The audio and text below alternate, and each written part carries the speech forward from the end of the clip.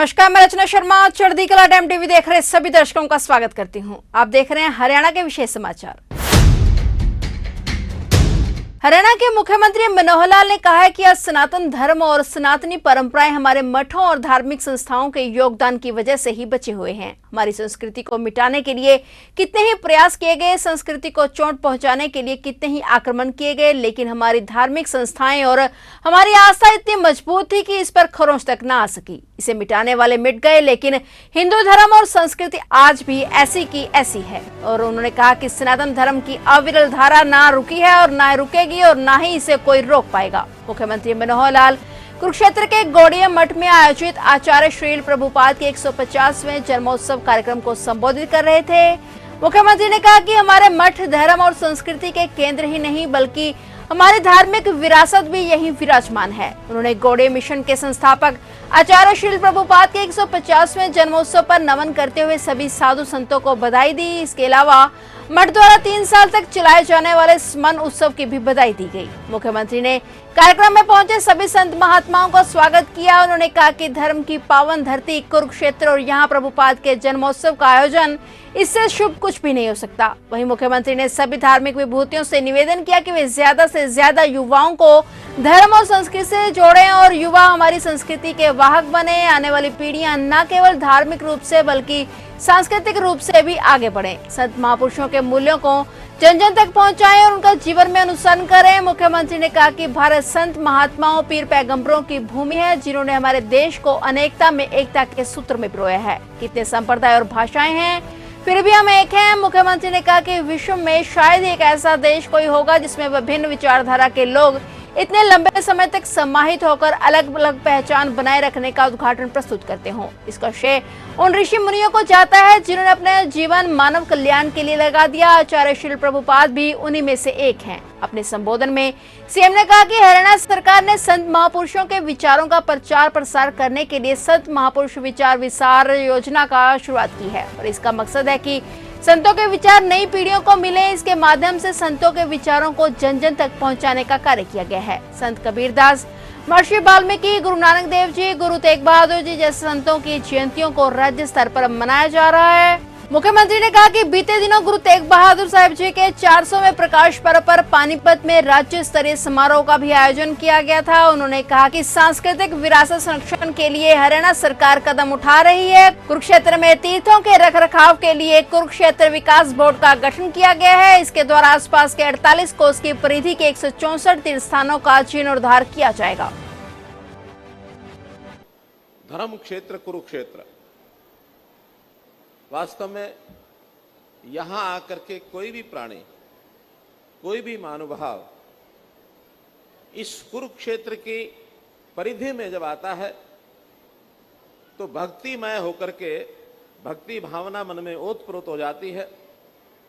भगवान कृष्ण की ये धरती, गीता की ये धरती, भारत की गौरवशाली विरासत की स्मरण कराने वाली ये धरती, इस समारोह में आपके बीच आकर के अति प्रसन्नता का अनुभव हो रहा है। श्रीमद् भक्ति सिद्धांत सरस्वती गोस्वामी प्रभुपाद जी के 150वें अवतरण के स्मरणोत्सव का शुभारंभ, ये मेरे लिए गर्व की बात है।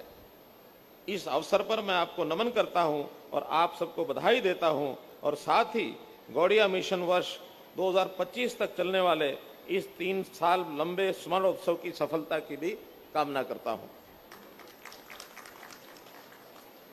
सनातन धर्म के संदेश को विश्व भर में फैलाने वाले श्रीला प्रभुपाद के अवतरण दिवस के उपलक्ष्य में धर्म क्षेत्र कुरुक्षेत्र में संतों का यह समागम, इस समारोह में इसकी गरिमा को कई गुना बढ़ा रहा है।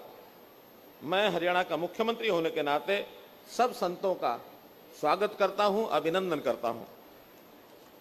कुरुक्षेत्र की इसी धरा पर भगवान श्री कृष्ण ने, हम जानते हैं कि मोहग्रस्त अर्जुन को युद्ध के मैदान में, महाभारत के युद्ध के मैदान में गीता का जो संदेश दिया, कर्म योग का जो संदेश ये दिया, ये वास्तव में हम सब लोगों के लिए भी उसका अनुसरण करना आज सुख व शांति की खोज में न केवल भारतवर्ष बल्कि समूचे विश्व में उसी प्रकार का आज भी यह प्रासंगिक है।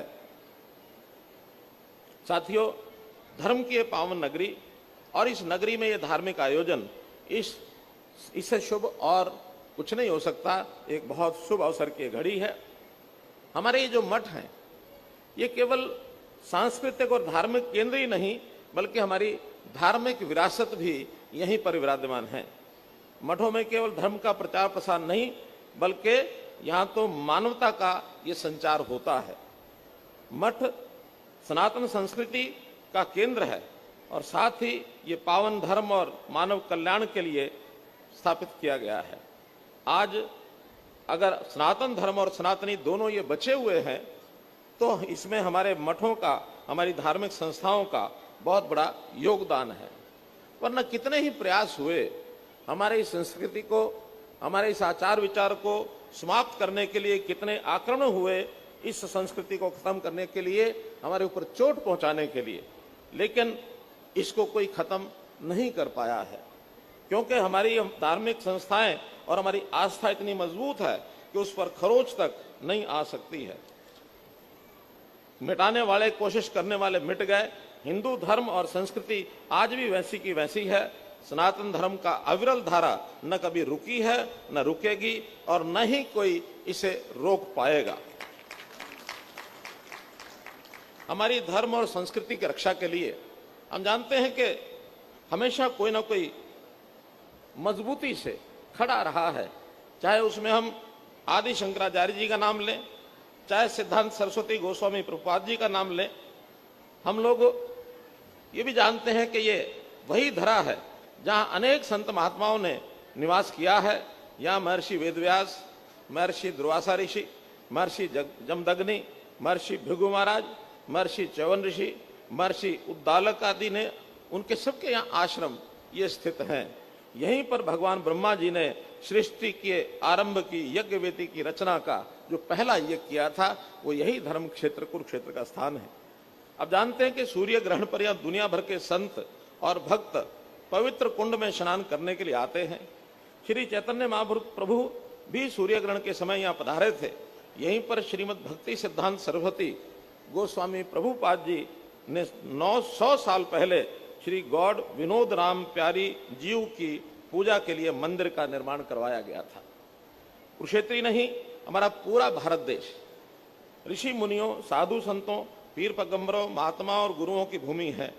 यहाँ पर प्राचीन काल से आध्यात्मिकता, धार्मिकता, दैविक और सांस्कृतिक भावनाओं का बोलबाला रहा है, जिन्होंने हमारे देश में अनेकता में एकता के में पिरोया है।